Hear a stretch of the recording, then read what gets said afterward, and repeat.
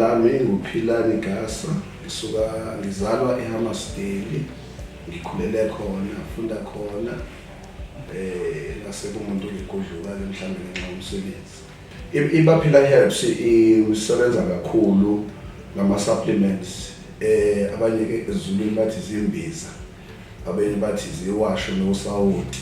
So sisiza kakhulu abantu abagula abaphethwe izifo ezifana no-BP, ushukela, amathambo, ama-kidneys, liver, i-stroke.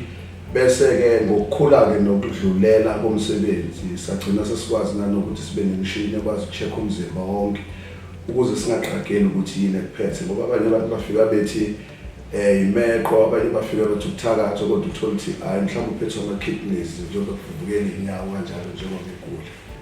Kugule mina kuqala, ngagula ngangena eKing Edward isibhedlela, ngaphathwa ama-ulcer, bafuna ukungisayinisa ukuthi angihlinzwe. Ngase ngiphume ngithi engqondweni yami, yes I'm a Christian, but angeke ngiphume ngithole usizo ngaphandle lwamakhambi esintu. Ngenhlanhla yami-ke ngahlangana nomlungu eKristu kuthiwa uJanice Hilton, isalukwazi nje somlungu, sangisiza kube nama-ulcer ekwalapheni. Mase ngikwalaphile ngathola ukuthi baningi abantu abangisarawundile, ababangani, omakhelwane nomndeni abaphethwe ama-ulcer kodwa abangakhulumi. Kwaqala-ke kwebhizinisi sengibhizi-ke emva kokuba sengishayelwe lo mlungu for 4 years, yena uherbalist professional. Ngase ngiqala-ke ngisiza nabantu-ke ababephethwe ama-ulcer. Wesengibuza umlungu ukuthi ususiza bani ngoba wena uso-right. Ngathi naye abangani nomakhelwane nomndeni. Wathi yini ndaba ungeze ngikushayele. Waqala kwami ijeni-ke yokwelapha, kwasho ukuthi ngine-passion enkulu yokubona umuntu ephiliswe yimina, into engakaze ngiyicabange. Kanti-ke phela khumbula igama lami ukuthi nguPhilani. Ngokuvela-ke emehlweni abantu mhlambe 3 redo, ngiyakhumbula ukuthi khona iredo engangayisebenzisa amakhono. Baqala-ke bangibona-ke abantu, ngabona community-ke manje ngase ngithola-ke ukuthi-ke ngisizakale lapha kwi-department ethiya. Ingisize ngokuthi 1 baqale ngatrainwa nje, ngenze training. Ngikhumbula kahle ukuthi phakathi kwe-training engayenza kwakukhona no-supply chain management, ukuthi i-product isuka phiyephi, nokurun ibhizinisi ngaphakathi, nezinto zokuphatha imali kanjalo kanjalo. Akugcinanga lapho, ngithe ngisathi ngimangela ukuthi bangisizile, kanti basazongisiza ngempela. Vele bangithatha bangise eDubai, bangikhokhela ibhanoyi, bangikhokhela indawo yokuhlala, ukudla, indawo yokuvakasha lapha and so forth. Lapha-ke ngangiyohlangana ney'ngqungqulo, odokotela, i-Western system, laba balapha ngokwendlela yaseNtshonalanga.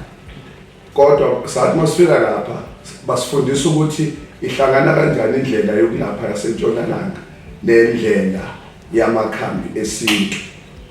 Safunda lokho-ke. Ngikhumbula kahle futhi ukuthi i-COVID bingakafiki. Even lento ye-COVID thina simastarishe singaphesheya ngale. Kwaze kuba ukuthi i-COVID meqala la ngicabanga ukuthi nganginenyanga ngibuyile phesheya. Kodwa-ke ngeyami imali ngabe ngaqhubeka ngaya e-India, ngeyami imali ngabe ngaqhubeka ngaya eChina. China ngafunda i-supply management ezingeni eliphezulu ukuthi benze njani ukuthi impahla zigcine sifike e-Africa, ifike kwi-custom, ifike endlini. So e-India khona ngafunda ukuthakatha. Ufunda ukuthakatha usuke ufunda ukuthi umuntu mephethwe ilento yemoya nokuhlukanisa umuntu ophethwe into physical. So ngafike ngafunda lokho-ke khona. Nansi-ke indaba sengibuya phesheya. Ngicabanga ukuthi kwaphela inyanga i-COVID yaqala, izwe lavalwa. Ngokusizwa-ke yona i-department, umuntu wakwazi ukuthola nane-certificate, essential certificate esikwazi ukuthi u-operate izwe livaliwe. So njengoba izwe lalivaliwe mina ngangisebenza full force, full time, and ngaba busy kakhulu. And i-department ngiyayibonga kakhulu ngokuthi ivulele lathuba, ngoba ngangizoba sebumnyameni bokuthi uthole ukuthi uma izwe livaliwe nama ngisebenzi. Mina ngangisebenza ngangivula 24/7. Ngikhumbula kahle ukuthi abantu abangisizayo izisebenzi zami akekho ongakaze ahone, futhi basebehola i-double because umsebenzi osukuningi kakhulu. Ngoba ngase ngiqale nokuvela kwi-TV, kwi-radio-ke ngase nginesikhathi ngikhona. Now uma-ke seqhamuka-ke le ye-Spice Lifestyle, siqhamukiswa ukuthi senginey'guli ey'qhamukela Limpopo, Eastern Cape kakhulu, North West, Johannesburg. Bafike bapaka abantu la egcekeni, wena wabona abantu beze enyangeni, bafike baze balala ey'motweni.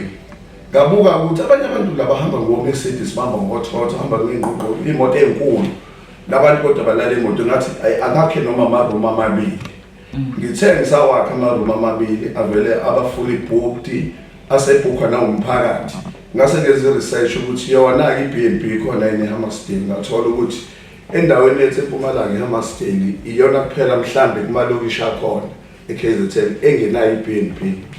Kwase kuba yithuba-ke loku extend ukwakha-ke nje ama-room kwase kuyihambela ngoba kwase kuhamba ne-demand siba-fully booked even now si-fully booked. Uma sibheke kwiphasika si-fully booked, festive si-fully booked, so sase siyakha-ke le ndawo. Lento yokuthi ungene ngoba kukhona i-connection mina-ke mhlawumbe nabanye I can stand nje ngisho ukuthi kangazi umuntu mina ngathuka nje ukuthi umusa kaNkulunkulu lolwa kangaka uzofike kuhulumeni ungazi umuntu ungaziwa umuntu abantu bonke befika kuwena be-introduce ukuthi mina ngubani so ngizokwenza u1 2 3 njengoba nani nifikile nizongi-interview khona umuntu engimaziyo ngikwazeli umuntu mina ngazi ukuthi nje ngiyasebenza kodwa akinakho mina.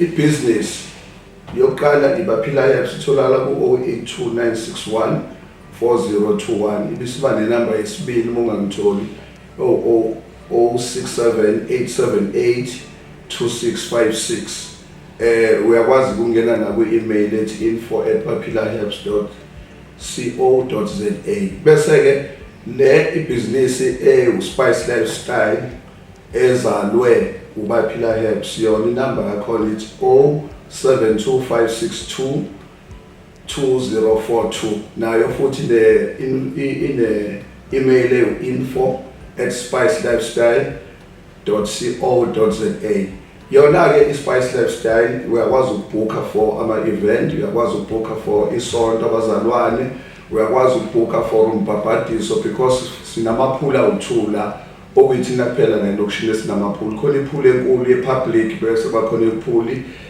yama-guest uyakwazi ukuthi ubhukhele ney'ngane zesikole mengabe iy'kole ey'vala noma ubhukhele sinawonka izinto ezama-activities ezibenza abantu bahambe baze bahambe kakhulu. We are saving a lot ngokuthi sibe local and siyabonga kakhulu nangokuthi abantu basixhase amasonto namabandla wonke azizungezile.